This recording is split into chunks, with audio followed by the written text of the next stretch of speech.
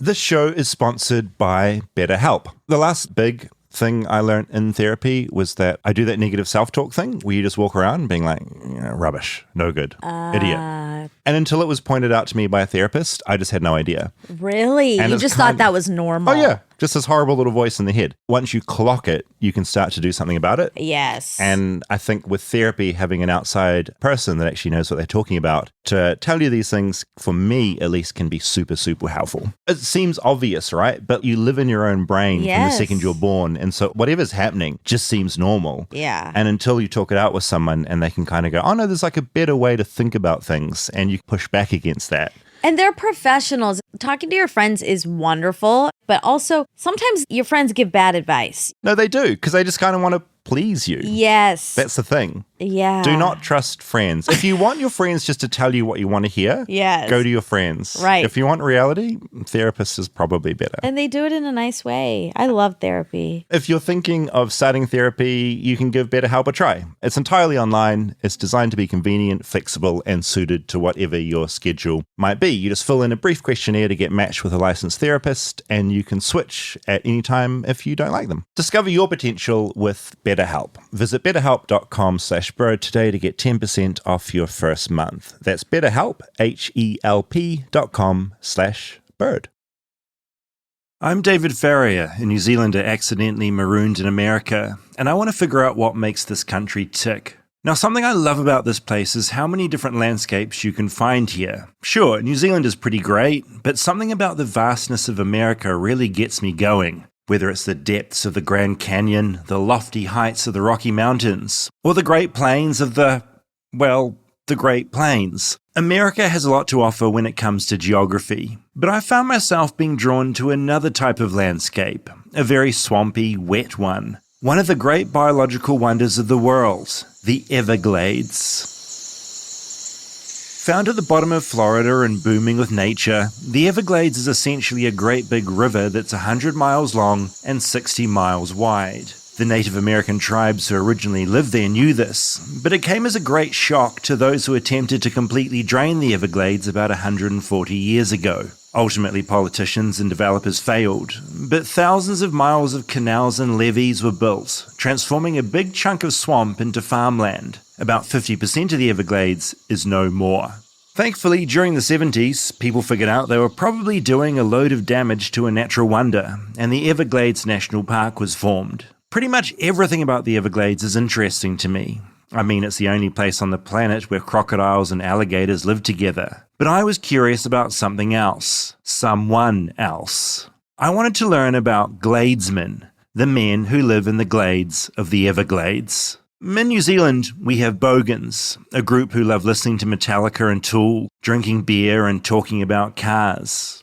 I like them. And from what I could tell, Gladesmen are perhaps the bogans of America. But instead of cars, they have airboats. I wanted to meet a Gladesman and go deep into the boggy, humid marshes, getting wet and wild outside the margins of mainstream America. So, grow out that beard, grab a box of beers, and prepare to wrestle some gators, crocs, and large snakes.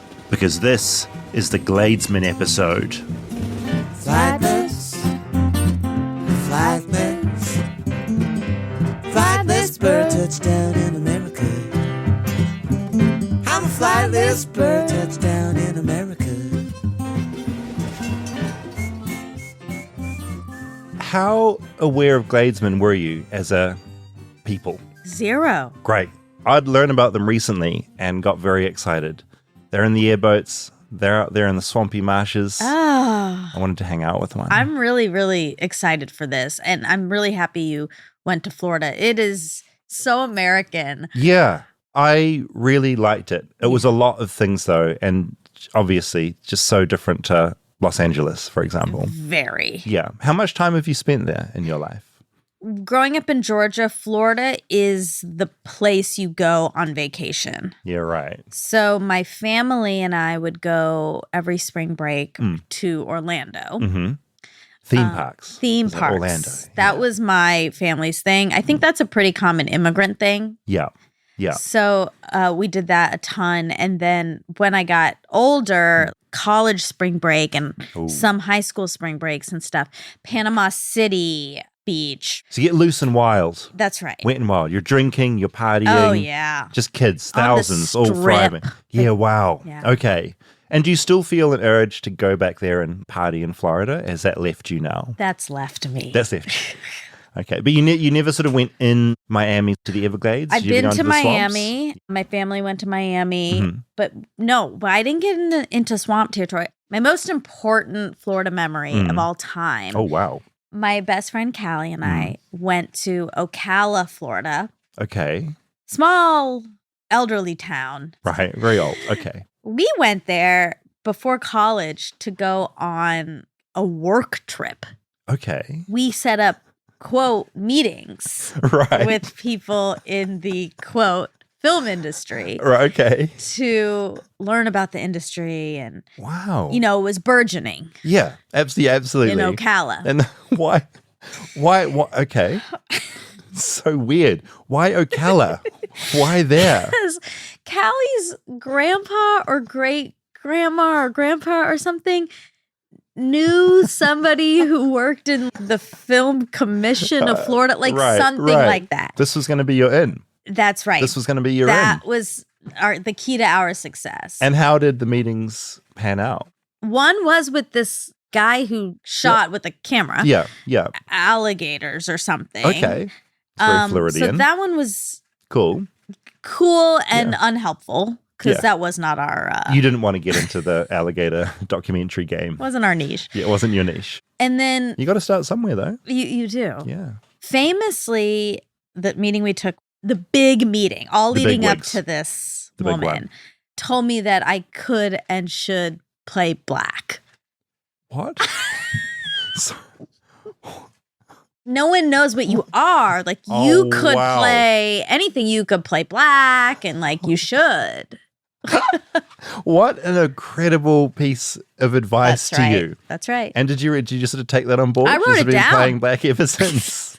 Wow, that's like Took it to heart. that's an incredible bit of advice and takeaway from Florida. Yeah. One thing I did notice, I spent about 2 weeks there. It's super white. Everyone is so hospitable and lovely. Yeah. But definitely elements of race would creep in different ways. And I just bet. occasionally you sort of go, oh, what are you saying? Yes. Out of nowhere, people like to offer their opinions on immigrants, foreigners, And the funny thing is, I'm sitting there and they're talking to me. I'm from New Zealand, but I'm okay. You're with okay. them. They'll give Other you a ones, pass. Not. It's so strange to be around those kind of conversations. I know. And I find it really awkward because there's that thing where how offensive someone needs to get before you push back. What is your line? Did you to any of these people or no? Yeah, one person I sort of was a bit cheeky because I was like, I'm not from here, right? Do you have beef with me? And he kind of just, his brain sort of did a few little somersaults. Wasn't because he was trying expecting to that. explain, like why I was okay and why these other people weren't. And so I'll push back a bit cheekily. Yeah, that's But I'm good. bad at pushing back. Like I'm walking here today to the attic. This woman, quite a well-to-do, she had a dog, quite a big dog, and it did this big shit on the grass. And she was not even going to think about picking it up. No. And I was filled with sort of a rage. It was so disgusting. And she just looked quite annoying. You know, when you think of like Entitled. LA, just the classic LA Yeah. that, whatever that is. And I can't talk because we're all here. So maybe we'll rule that. But she was particularly grating. The dog did the big shit. But so I was filled with rage. I couldn't bring myself to say anything. It takes so much for me to be able to say to someone, like, that's disgusting. Yeah. You're disgusting. You shouldn't own a dog. If you're not Get going to fucked. pick up. I just wanted to say to her, you're disgusting. Yeah. So I wanted to say. Wow. I think a lot of people can relate to that. Not a lot. Everyone can relate to this. Of how far do people have to take it before you make yourself uncomfortable? Yeah, completely. And change a situation which is very neutral with you to suddenly you being the one that's giving them shit. Yeah, it's tricky. I almost find it my responsibility. Yeah. If we're talking about like race or something. Yeah, Because totally. people will do that to me too, or used to, for sure. Like I got a pass because they liked me. Yeah. Yeah. And I would take that. I would just be like, oh, great. I got a pass. Woohoo. And now I'm so allergic to that, obviously. And I take that on as, Yeah, and if you're not pushing gotta back, say. it's like, who's going to push Who's back? gonna And do eventually it? no one's pushing back. Yeah. And they just continue through life being like, my opinions are fine. yeah. So no, I'm making it sound like Florida, that was cropped up occasionally in Florida. Sure. That kind of It attitude. will. But generally everyone was lovely and great. Because I'm a white man running around, so everyone's going to be like Lovely and wonderful great. But yeah, let's take a trip into the Glades. Yes. The Glades.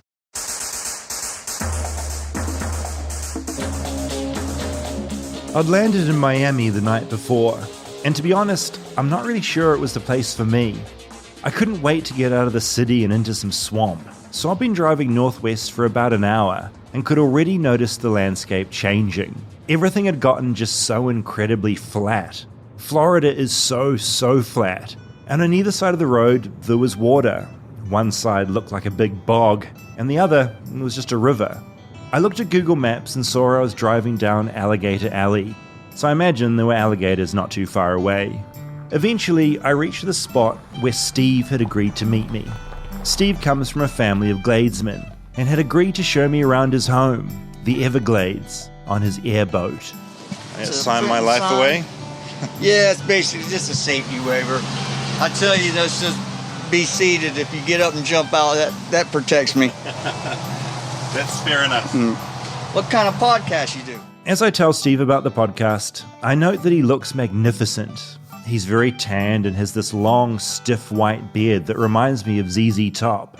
He looks well preserved. Coming up on 6 decades on the water, fishing and giving the odd tour, he's thinking about retiring soon. Life's too short, and the older I get, I realize that, fuck, you need to enjoy yourself. Wave assigned, we head away from the car park, down towards the water. I think he can sense I'm worried about the wildlife. I meet an alligator just ate an 85-year-old woman not too far away from here. Yeah, I've been seeing a really big alligator past week. Oh yeah? Hopefully, I seen him this morning. Maybe he'll be there when we get out there.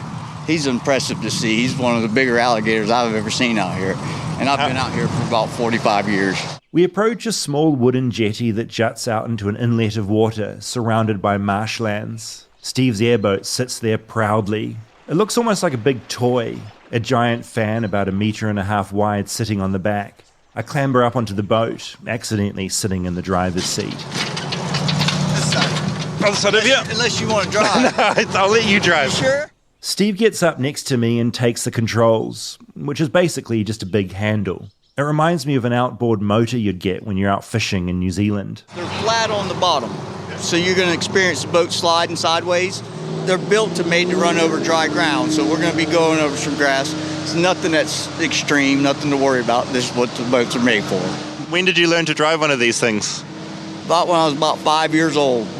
My dad had me on these things. He had me in his lap right there, and as soon as I could reach the throttle, he'd let me go. As long as I stayed out in front of the camp, I was good. So I got about 48 years. Steve is a Gladesman, a proud Gladesman. Now, I never really try and over-research things on this show because I kind of want to learn in real time, but I had picked up a book about Gladesmen before this trip, simply titled Gladesmen. In the foreword, it said this: since the creation of the Everglades National Park in 1947, national policy and environmental regulations have restricted patterns of life and work in the Glades. But there was a time, stretching from the mid-19th century to the mid-1940s, when the Gladesmen roamed the marshes of the region unfettered by law or civilized restraint, free to experience, to enjoy, or to exploit the full range of the Glades habitat. They lived well beyond the margins of mainstream America. That's the America I wanted to learn about today, or at least what's left of it. Hell, 7, 8 years old, I was off on my own, Same with like the fishing. I had a boat before I had a driver's license. So my dad would take me to the boat ramp and just turn me loose. He's been loose ever since, and as Steve cranks the throttle, or whatever you call it on an airboat, his beard gets blasted back in the wind, revealing a giant, toothy grin. Steve loves it out here. Oh yeah, they're a blast. The shallower the water, the more fun they are. They'll slide faster. They'll actually run about 20, 30 miles an hour above speed when it's shallow. Really, really fun. I agree that this is fun, but in parts of the Everglades it can be dangerous. Panthers, crocs, snakes, the list goes on. You never know what you're gonna see, so you always want to be keeping your eyes open. Sometimes you'll see a water moccasin, also known as a cottonmouth, which is the most venomous snake we have out here. With this in mind, he offers some sound advice. Best thing to do is just don't think about them. I don't look for them, I don't think about them, I just walk through it. One thing about Gladesmen, they know the environment out here. They know the wildlife, and they love it. As we zoom past, he points to a big white bird with an orange beak. You're gonna see a lot of these white birds like this one here with the curled beak. Those are called the Florida ibis. See hundreds of them out here this time of year. And you see this white bird right here? This is a snowy egret. You can tell by the yellow feet. Back in the 30s when the ladies had all the decorated hats with all the feathers, they about killed that bird to extinction. That was on the endangered list for many years, but it's made a full comeback. But they killed that bird for like 5 fucking feathers. He's right, the snowy egret. That makes this weird noise.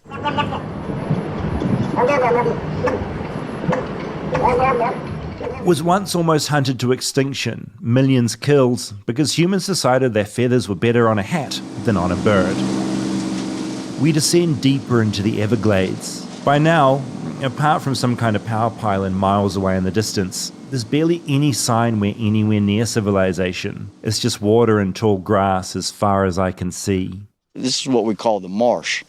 There's like 3 different looks to the Florida Everglades. The farther north you go, you have deep sloughs and all. Right in here, you have a lot of this sawgrass, is what we all came through.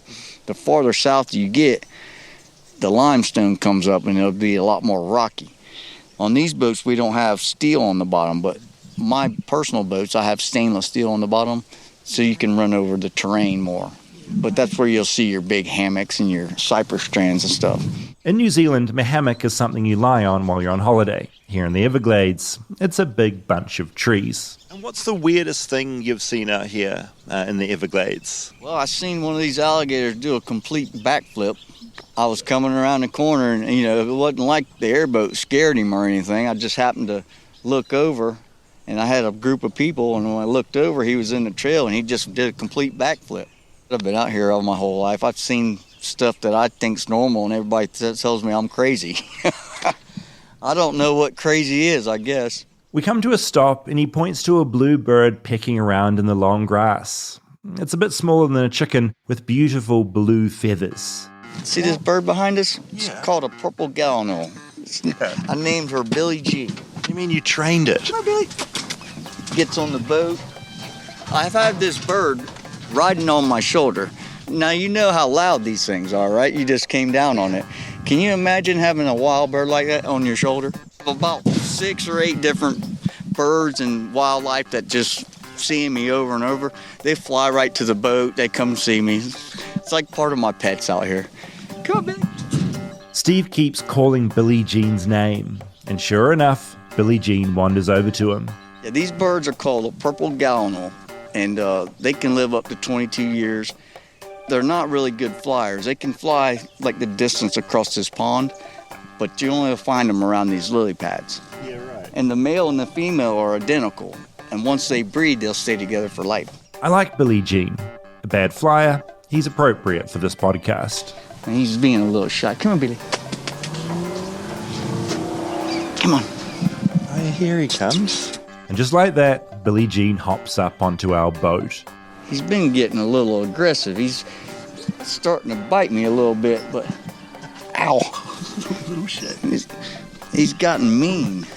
It turns out we've stopped in the middle of a sort of large open pool. Apparently it's the deepest part of this particular part of the Everglades. I can see some fish darting around under us. This whole place is teeming with life. Steve says they're Oscars and Mayan sicklings, which he's developed a unique way to catch. You just stick your thumb in the water and wiggle it around, and they'll come up and bite your thumb. It's true. Yeah. You gave it up?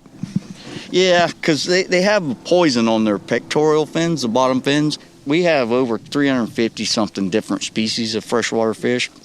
Mostly all these that you're seeing here are like Mayan sicklings and tilapia and Oscars. Then, as we're looking in the water at the cute but slightly poisonous fish, there's a big bubble of water about 10 meters away, and this big head pops above the surface. It's the giant gator he mentioned at the start of our trip. That alligator is every bit, he's over 12 foot. He's probably pushing 13, maybe a little bit bigger. And I've only seen a handful that's been over 13 foot. He's here. That's a sight to see for someone that's wanting to see a big alligator. Well, there he is. They don't get much bigger than that. They can, but you don't see it. 13 foot is pretty big. Looking at this big boy and thinking of that poor old lady who got eaten, I remember hearing that the Everglades is a popular place for dumping bodies. I wonder how true that is. Have you ever come across a body out here? Not in this section. I've seen them down farther south. I live about 2 hours south of here, and I have seen them out there before. We did a lot of canal fishing in the canals and levee systems. You could tell it was a dead person, but I never like to get up on them. If I see them, I just call the police and let them handle it. But usually when they find someone that's so decomposed, they can't really do any investigations. We press on, moving away from the big pool and back into the sawgrass, passing some other birds he knows. I think that's a bird I call Ernie. He points out some wisdom from those who were here way back before Gladesmen came along, the Native American Seminole tribe. These trees right here, these are called willow trees. They have the same ingredients as Tylenol and aspirin. They just break a stick off and carve it and chew on the stick. It's known to get rid of headaches and back pains. Suddenly, we emerge from all the swampy sawgrass into what looks to me like a big river. But the whole of the Everglades is a big river, I suppose. We're basically on a little freeway compared to the little bits of shallow water we've been skirting over so far. This is a canal. It's called the Miami Canal, Miami River. Back in the early 40s, they were trying to farm all the Everglades sugarcane. And they put the highway in, Highway 75, and you got Highway 41. Well, they didn't know that the Everglades was actually a moving river. It's actually the slowest moving river in the world. And this is what you see here, these canal systems. Back in the day, they're essentially trying to drain this whole thing, right? Right, that's what it was. Drain the swamp, just like Trump. Steve says a lot of things have changed over the years, especially over the last decade, as more and more people flood to Florida. The warm weather an attractive option, alligators or not. Slowly, life out here has become less livable for people like him. Over the years, they basically want us out of the Everglades. You know, where I grew up, they closed it all down. You're not allowed to run airboats or nothing about where I came. But And why is that? Is that wildlife groups or councils? Or yeah, it comes in pretty much political. So they want to be able to know where everybody's at. In the old days, we had all this swamp. You know, there's, like I said, close to a little over 4 million acres. They don't want someone getting away. They want to be able to control everyone. And that's what's going on with this country. Who sort of polices these waters? Because obviously on the ocean, you've got certain ocean police looking at that sort of stuff. What's out here? It's the FWC, Florida Wildlife Commission. They're the ones who protect and control it. They monitor it. They ride around, you know, and if you're fishing, don't have a fishing license, they're the ones that write your tickets and all that. They're not really my biggest fans. Looking around, I notice I haven't seen another human in ages. I really do feel really alone out here. It's just me and Steve. Back in the late 1800s, that aloneness was attractive to bootleggers who'd smuggle and hide whiskey out here after it had been made illegal. One outlaw, John Ashley, was nicknamed King of the Everglades, his gang robbing banks and then hiding out here. He was also known as the Swamp Bandit, which is a pretty cool name. For me, the isolation out here feels nice, but also weirdly disconcerting for someone who's lived in a city for most of his life. I hope Steve has plenty of gas in the tank. I've been stuck out here with my parents and my dad, and we had swamp buggies, you know, track buggies like the Army trucks. I would say it's like a culture. I grew up doing it, so when you broke down, you got stuck, it was just normal, you know, it happens. Try not to do it the next time. What makes the culture out here? Is it the idea of coming out here and fishing? Is it nature? Is it family and camaraderie? What is it? Family and camaraderie, basically. My grandpas and everyone else's, if they were in the Everglades growing up, their kids are the same way, and it's just, we call it Gladesmen, the common word we use for someone who's been in the swamp their whole lives. In my Gladesmen book, I found some other fun words for Gladesmen. Swamp rats, glades hunters, and my favourite, crackers. I don't bring these nicknames up with Steve. Where I grew up, we were 28 miles out into the swamp, and we were out of the flight patterns. There's no towers. Everybody always asks, how do you not get lost? Well, I mean, if you look over there, you can see the towers, you know, and you look over here, you know, there's points, you know, but I learned the hard way. You know, where I grew up, there was nothing. You know, if you didn't know that trail, you're lost. You run out of gas, you're fucked. You know, And that's happened many times. You know, you'll be out riding around at night and you'll get that thick fog. So there's been many nights where I couldn't see 10 foot in front of the boat, and the only thing you can do is just shut the boat off and sleep. You know, because if you keep riding around, you're just going to get deeper and deeper into the swamp where you don't know you're at. No landmarks going on out there. Not at all. Not where I grew up. I slept on many a nights on the front of the boat waiting for the sun to come up. The air is thick and relaxing out here. It's quiet. Life's worries seem further away than usual. I get the appeal. That's what I call God's paradise. This is God's country to me. This is where I get away and get my mind right to relax, get away from society. Yeah. As Steve throttles up again, it's weird having a sort of intimate conversation over a very loud motor, and I find myself yelling. They took all the land away from us. They cut it off. We can't go there anymore. And I have all my memories of growing up is out there. Yeah. And now that they don't let us in there. Do you think your upbringing is going to slowly stop being a thing? It already has. Right. Yeah. My friends who has kids, they're just seeing the tail end of it, but it's like we're the last of the dying breed. Another 20 years from now, I don't think there'll hardly be anybody out here. Sad.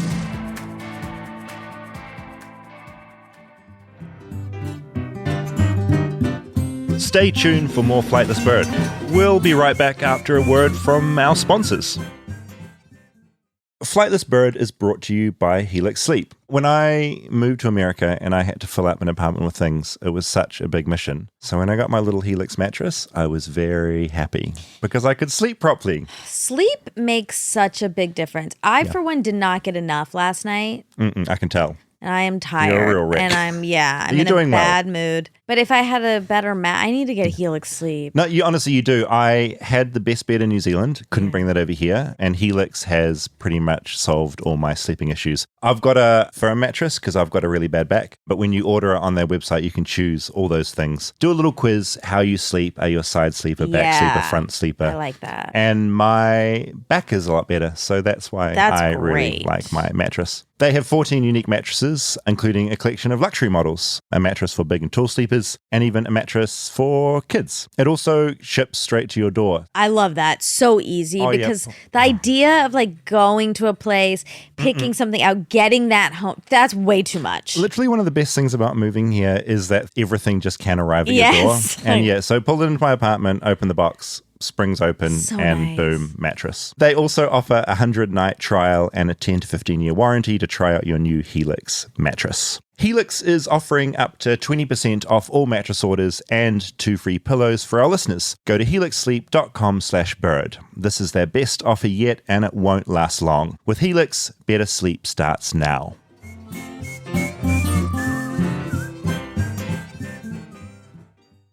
I really liked it out there, Monica. I was alone with my thoughts, and Steve, and all his birds, but it was really nice. I haven't been anywhere that there's been no one around in ages. What a character. He was great. His beard was so long and white, and when we were blasting through, because you were quite fast on those airboats, it was just blasted back behind him. It was so funny. I mean, I feel like there could be a whole podcast just on him. Yeah, I mean, he's a man who's lived his entire life on the water. We all live on land, and we have a great time. Yeah. He took the opposite approach. He's just like living on the water. My goodness. Do you think you could do it out there? No! I could sort of see you in a swamp. How dare you? You've got little sort of gumboots on today. I do. But I don't like water. I can't really swim. That's a nightmare. It would be a problem. And that would be problematic. I don't like animals, especially the deathly ones. There are so many animals out there. Oh my God. What did you feel when you saw the alligator? I felt a bit scared. They're such an intense creature. I asked him if I swam out around, would I be okay? And he says, chances are it would be scared of me. No. He swam around in there, but he wouldn't let me go in. Good. Probably because he doesn't want to get sued or anything. But then I had signed the waiver. But I also had this other thought. When you're alone with someone in the middle of nowhere, you always think, like, what if someone of you snaps and like kills the other or something, you know? And as he said, you can throw a body in there. Great body disposal. Yes. It just disappears. That environment is scary. That's fraught for snapping and murders. Yeah, all those things. And body drops. But yeah, I like the vibe out there. It was nature everywhere, serenity, things chirping and crickets cricketing and alligators snapping. I thought about something when he said, like Trump. He said drain the swamp, and he said like Trump. Then I thought, oh, maybe some people in Florida are just confused when they heard drain the swamp, and they thought he was just calling out their culture. Yeah, maybe. Yeah, they thought it was just a little fun reference for them. Shout out. And that's why they like him. Yeah, well, I hadn't made the association that that's what draining the swamp was referring to. I didn't know until this trip that they had tried to drain the Everglades. Just get rid of it. They just wanted it to be land. And then they're like, oh shit, this is actually a giant ecosystem that we can't beat. Plus we're killing all the wildlife, so let's not drain the swamp. Right. Very expensive to drain a giant moving river. Let's get back into the Glades. Okay. We go on a bit more of an adventure. And I go on a bit of a deviation towards the end of this trip. Wait, hold on. Is that the alligator who had the seizure? No, that was a lion that I meet later in my trip. Yeah, I met a seizing lion in Florida. Okay. That's in the exotic That's pets an Easter episode. egg. Yeah, no, such a funny lion. It was so fucked up. Okay. I tell people you can get as fucked up as you want. You can yell as loud as you want. You can do whatever you want. And the only thing you're going to hurt is yourself, It's like you got freedom out here. But I don't know if I should say this, but the government's slowly taking away that freedom. One thing that's become very clear to me out here is that Steve loves the Everglades. I think of Billie Jean and Ernie, those cute little birds he likes, and the egrets and fish and alligators he's proudly pointed out to me all day. He cares about the environment out here because it's where he's lived his whole life. I think he enjoys sharing that message with me. But I still don't quite fully understand what life used to be like out here for Gladesmen. I don't understand where they lived and how they hunted. So Steve's agreed to show me, taking a left turn here and a right turn there and another left and another right. To me it all looks the same, just vast areas of grass and water and occasional bits of land poking up. But he knows it like the back of his hand, and he knows where we're going. We were driving reasonably quickly then. Is there anything like you're keeping an eye out for underwater? Like we're not going to hit anything? And No. Well, you see those mud clumps that stick up? You don't want to hit one of those sideways. You could actually flip the boat. But up here, it's mostly mud. Down where I grew up is a lot more dangerous because you got big rocks.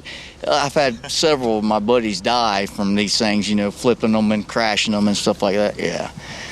We race these things, when we build race boats. They got one seat in them, but we got them doing over 115 mile an hour. Jesus, they can get that fast. Yeah, one little fart, it'll kill you, just a little breath of wind. I'm not sure if he's doing it on purpose, but as we've been talking about speed, Steve's been speeding up. The sound of the airboat at times is louder than any metal concert I've been to, and he's doing some cheeky turns that are actually pretty fun. Have you ever flipped one of these things racing? Yeah, I have. I've stood them up on their rudders where they hit the back rudders. I've crashed, I've been thrown out, I've been run over. I've had it. How are you alive? I don't know. I'm feeling it though. My body's starting to feel it the older I get. I got run over a couple of different times. I've more than once. How the fuck do you get run over? We were chasing this pig and I was trying to catch him and I went to grab him and I went over the front and my buddy just ran me completely over. Then when I was young, me and my dad and my brother, we were chasing a deer. We hit some rock sideways and it flipped over and they had to airlift my dad out. When you put alcohol and airboats together, that's another disaster waiting to happen. But it's one hell of a time, though. I can tell you that. With his cheeky grin, Steve is driving me towards a camp out here in the Everglades. A house on the water where Gladesmen used to live. Still live. This was over 100 years ago. If you could buy land, there's only 3 camps out here in this section of the Everglades. They grandfathered them in. Unique thing to own. I wish my folks would have bought our land because it was dirt cheap back then, but they grandfathered the camp owners in. So, but you can't resell it. It's got to be handed down, one of those type things, yeah. And I'm going to take you down here and show you what a camp is. He powers the airboat up to full speed, and we're completely fanging it. Eventually, out of nowhere, I see 3 houses out on the water. They're built up on piles that go into the swamp, and they back onto some land that's jutting up out of the water. I'm looking at a series of small houses on the water. Yeah, these are what we call hunting camps. You notice the drums on top of the roofs? You know what those are? I have no idea. That's how we get our hot water shower. That's the redneck hunting camp right there. Each of the houses in front of me has a blue barrel on the roof, the water inside hot from the sun. I'm curious if anyone's home, but it looks empty. There's another one that's out farther back, but they come out on the weekends and the holidays and stuff with their families. Okay, so you say hunting. What are you hunting out here? They do a lot of duck hunting in this section, and they do a lot of frogging. You ever had frog legs?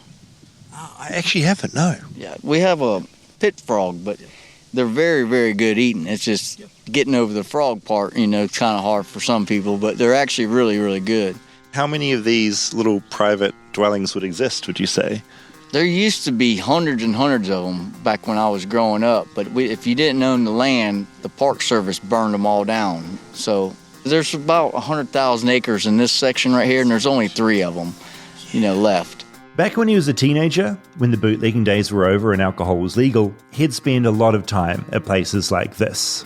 Growing up, they had a bunch of these camps. You'd drink a beer at one camp, you'd run your airboat to the next, and it's a big community, basically, out here in the middle of the swamp. This is how I grew up, hunting camp. So as a little kid, in diapers, I was running through the swamp playing around, but this is my backyard. We slowly do a little drive-by of the houses. Around the back, where the land juts out of the water, there's some old plastic chairs out and a table. A little jetty has seen better days, falling out into the water. Repairs are hard. Everything out here needs to be brought by airboat. You can tell some good times have probably been had out here. We've been here for a while now, and it's time to head back. While it's nice out here during the day, I'm not sure I want to be out here at night. Everything comes alive at nighttime. Real noisy. Yeah, you'll hear frogs and alligators bellowing. These alligators, especially just right now, like I was telling you, they're coming into the mating season. The males will make this loud bellow, and it's almost like a deep, deep growl. And you'll hear that going off everywhere. And then you got the frogs. So you got the frogs, the alligators, mosquito. It just comes alive at night. Yeah, it's pretty wild. I tell Steve that all this is so wild to me, particularly because back in New Zealand, we don't really have any of these creatures in the wild that can kill you. Nothing particularly deadly. That's incredible. Yeah. No venomous snakes or anything, huh? You could run naked through the forest for years and never get bitten or attacked by a single creature. I wouldn't know what to do over there. You damn sure will over here. And you damn sure wouldn't want to be naked. Come next month, these mosquitoes will fly you the fuck out of here. They're so bad you can't even breathe without sucking them in. Eventually we get back to the inlet where we'd come in. I've loved it out here in the Everglades, but I'm excited to be back on solid ground again. As I get off the airboat, Steve tells me about another creature that's meant to live out here. It's not an alligator or a croc or a python. It's something else entirely. Yeah, sasquatch. I haven't never seen one, but I have had elders that swear that they've seen them before. Locals say a big ape lives out here. A big one that stinks like a skunk. With that in mind, they call it the skunk ape. But I've heard stories from old timers and all, and I know them so well. Why would they lie? Or did they see something and then were they drinking too much? Or, I don't know. But me personally, I don't look for them. They claim they're to be about 7 to 8 foot tall, and they have a very distinct bad odor. Hence the skunk. Skunk ape, yes sir.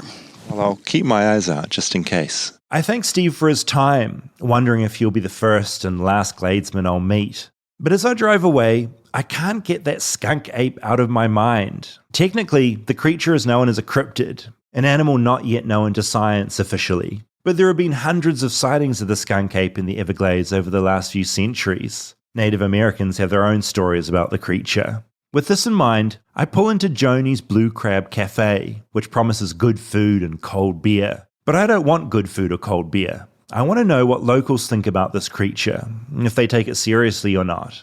I'm greeted by Debbie at the counter. I warm her up by asking what she likes about the Everglades. Probably the scenery. I like the cypress swamp. This here is the mangroves, but I like the cypress. Have you seen the cypress? Taylor, what do you like most? The different types of scenery, the Everglades especially, being there are 2 ecosystems in the Everglades, and the Everglades does not get the appreciation that it deserves. Next, feigning total ignorance and trying to sound cool about it, I ask about the skunk ape. I'm worried I'll get laughed out of town, but I shouldn't have been. You don't know about the skunk ape? We literally have skunk apes here. Hairy monster looking. Yeah, they have been filmed. They have found the actual footprints and everything. So it's a real thing. Yes, it is a real thing. Holy shit. So Caught out in the woods alone at night. it's like Florida's Bigfoot. Yeah, it is Florida's Bigfoot. Have you ever seen it? I have not seen it, but I do know people that have. And they have actual castings of the footprints. Yeah, It doesn't worry you at all living around something like that? of course it does. That's why I don't go out at night alone. But I'm more worried about the bears and the panthers.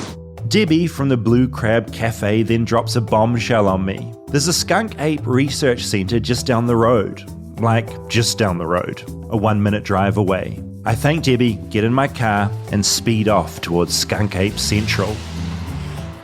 So I've just pulled up at the Skunk Ape Research Centre and there's a giant skunk ape outside, like a replica, which is good. Inside, everything's skunk ape. Books, t-shirts, mugs, pens, figurines. It feels more roadside attraction than research centre. But then I'm drawn to an amazing photo on the wall. A large, hairy, bipedal creature standing out in the middle of some swampland. I inquire about the photo with the guy at the main desk, and he tells me he's just filling in for the day. He says the man who took the photo, Dave Shealy, runs this place. Shealy is the planet's foremost expert on the skunk ape. But my heart sinks when I learn he's away all week. Feeling defeated, I buy a skunk ape mug and fridge magnet, get into my car, and drive away. And over the next few weeks, I attempt to make contact with Dave Shealy, the world's foremost expert on the skunk ape. And finally, after a series of emails, texts, and phone tag, success. Hello. Oh, hey Dave, it's Dave Farrier speaking from the podcast. How are you? I'm doing okay. You don't sound convinced. I'm in the middle of deep buying a washing machine. We're loading it in the back of my vehicle. That sounds like a lot. Would you like me to call you back in a little bit? Yeah, call me back in 5 to 10 minutes. Okay, so there was some more phone tag involved, but eventually we got there. I'm sorry to miss you when I came into your research centre. Bad timing on my part. That's okay. I retired about 2 years ago, so I'm trying to slow down. I can't be at the shop all the time because I'm trying to enjoy life. But nevertheless, I get these customers that come in. I've worked my whole life to get them to come. I want to be there. So I'm kind of torn, you know? Yeah, well, that's the thing, right? You are the person people want to talk to about this creature, right? And so you've kind of, your success has almost backed you into a corner. Yeah. It's going to be my demise. It's going to be my extinction. Dave Shealy recalls the first time he ever laid eyes on a skunk ape. I was born and raised in the Florida Everglades. At the age of 10, I saw what others had described as being a skunk ape, a Bigfoot type animal. And ever since that day, I've just been fascinated with it. So that particular morning, I was only 10 years old. I was out hunting with my brother Jack, and he actually saw it first, and he identified it right away. He said, "Dave, there's a skunk ape." And I was kind of small. He had to pick me up so I could see out over the grass. About 100 yards away, it was walking, and we were just both amazed. And we had a gun, and everybody says, "Well, why didn't you shoot it?" Well, we were kids. We were taught you don't just shoot things to shoot it, and we just ran. Age 10, Dave was hooked, and he dedicated his entire life to setting eyes on the skunk ape again. And he did, several times. First in 1997 when he got a series of photographs after spending 6 months out on the water. Then, 3 years after that, Dave hit the gold mine. He got the video. It was a screenshot from that video that I'd seen at his research center a few weeks back.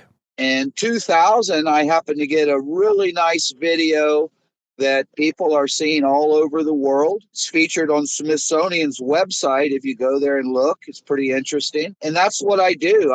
My whole life has been researching these animals because very little is known about them. He's not bullshitting. The video is on the Smithsonian's website. I pulled it up on my phone. You see a large 7-foot hairy creature in plain sight. And while it's easy to write it off as a man in a suit, It's at the end of the video that's sort of amazing because the creature starts running, sprinting fast through the swamp. That's something a human in a suit would struggle to do. The video was taken in 2000, and I was in the area where I researched. And of course, my hopes are always up that I'm going to see something. But on that particular day, I really didn't expect it. I heard something in the distance splashing in the water. And if you ever see the video, you can't see the water because there's grass, but there's a lot of water. And I heard this crashing, and I started looking, and pretty soon I made out this skunk ape coming towards me, and it goes down a tree line. And then at an incredible rate of speed, as fast as a deer, it runs across the prairie in front of me. Was your heart beating quickly when you saw that, or were you just locked on? I was locked on. I've been in a lot of really dangerous situations in my life. I've been bitten by rattlesnakes. I've been attacked by sharks twice.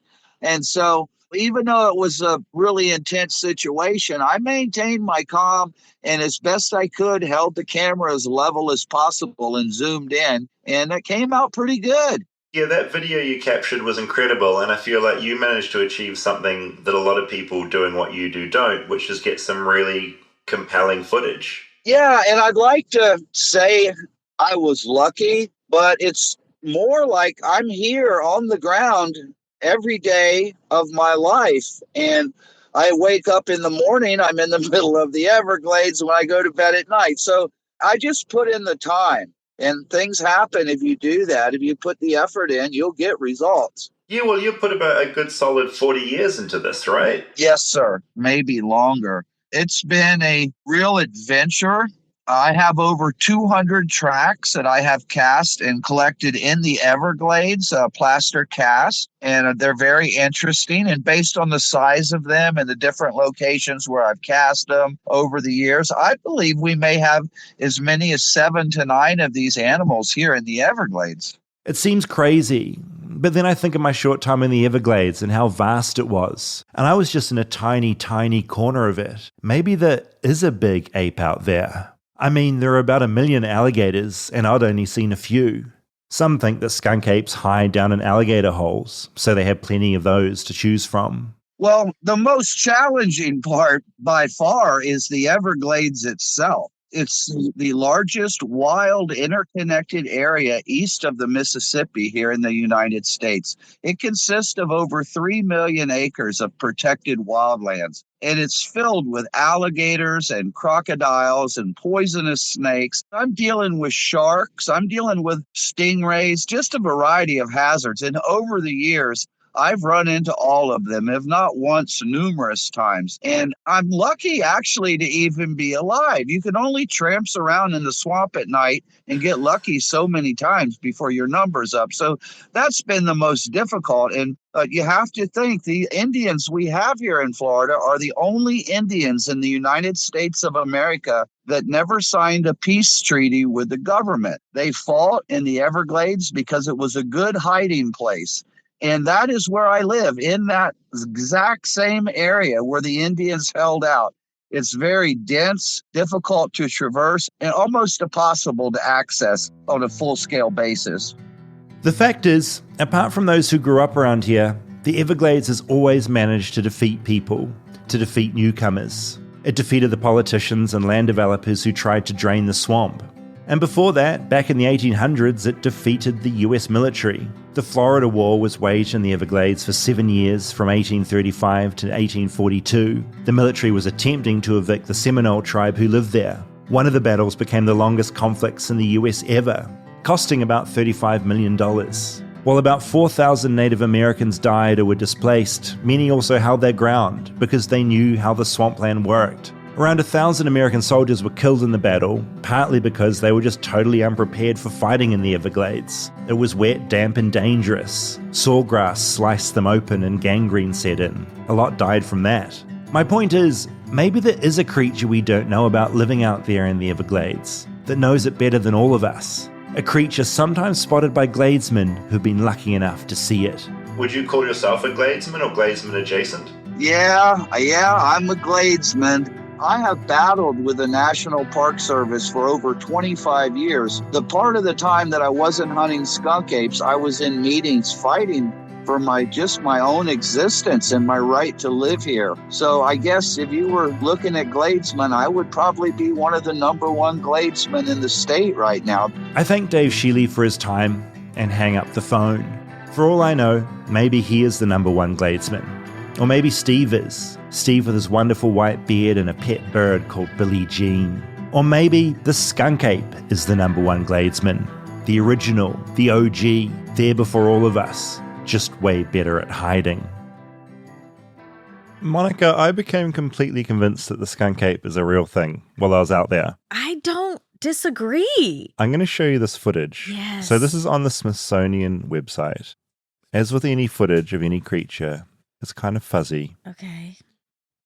So you sort of see him, you see him in the middle. Yeah. And it's when he takes off that it feels like not a person in a suit. Yeah. It's so hard to tell, especially. I mean, the quality's not great. Yeah, quality's. Is he running yet?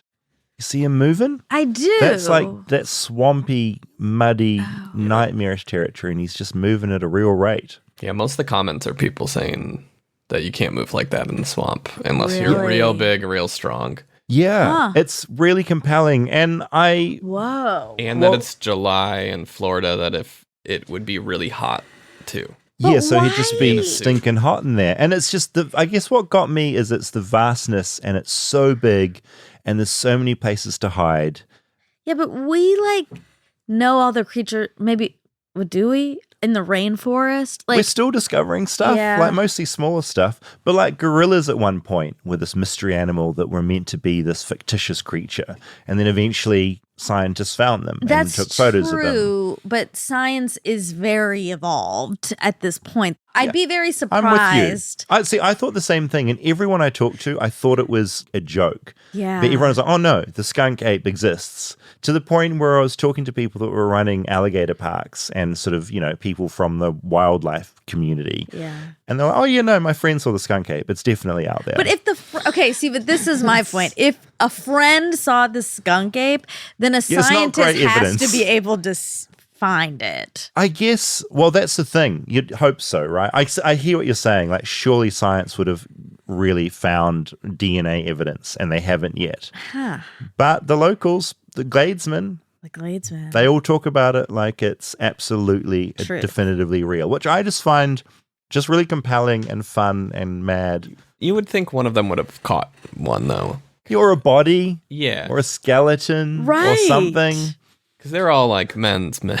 They are men's men. They hunt. Steve was so mellow talking to him, but he was hardcore. Yeah. He had fucking lived out there. Yes. And his dad's getting airlifted up to crashing. He has been being flung off for his airboat while chasing pigs. It's crazy. Yeah. They're so intense. What a life. What a life. Yeah, it makes me feel so sort of useless hanging out with manly men like that. Boring. Yeah, he's just he can do everything. I felt safe around him. Oh, that is so interesting because I feel incredibly unsafe hearing that. I would not have felt safe. I would have felt this person attracts danger. Yeah. Because that's what he likes. Yeah, lives for it. Yeah, there is that angle on it as well. I felt like he was looking up to me.